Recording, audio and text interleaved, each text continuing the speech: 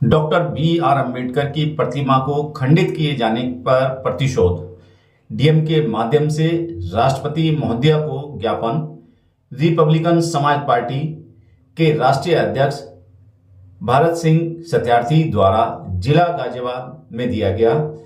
अभी हाल ही में पंजाब के अमृतसर में कुछ शरारती तत्वों ने बाबा साहब की प्रतिमा को खंडित किया, जिसका भारत के हर जिले हर कोने में पुरजोर विरोध हो रहा है। उसी विरोध को दर्ज कराते हुए रिपब्लिकन समाज पार्टी ने भी अपना ज्ञापन डीएम के माध्यम से राष्ट्रपति महोदय को भेजा है।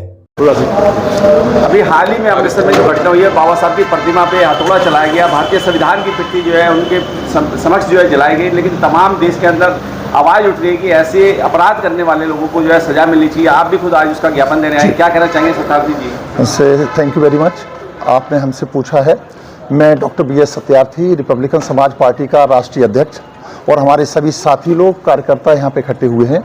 कल हमने रात को 7 बजे डॉक्टर अम्बेडकर पार्क पर नवयुग मार्केट में कैंडल मार्च निकाला था, और उसमें बहुत अच्छा लोगों के वो आए, प्रतिरोध आया किसी तरह से इसको रिप्रेजेंट किया जाए। और आज हम सुबह 10 बजे यहाँ आ गए थे। हमारे सारे साथी लोगों ने रिप्रेजेंटेशन मेमोरेंडम दिया है कलेक्टर को, प्रेसिडेंट ऑफ इंडिया के लिए। इस चीज़ की हम भरसक निंदा करते हैं जो हुआ है, और इसके पीछे कोई बहुत बड़ा हाथ है।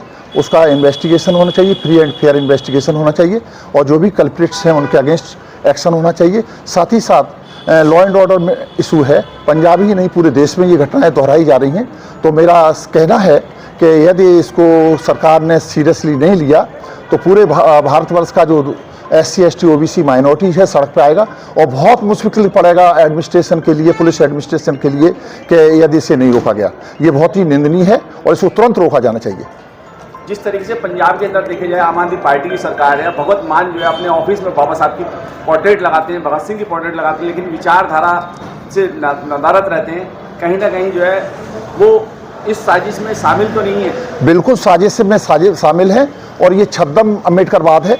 आप आम आदमी पार्टी फोटो तो लगाती है लेकिन कोई कार्य नहीं करती, किसी तरह का कार्य नहीं करती। इसी तरह बीजेपी कोई कार्य नहीं करती है, बल्कि एक दूसरे को इंस्टिगेट करते हैं।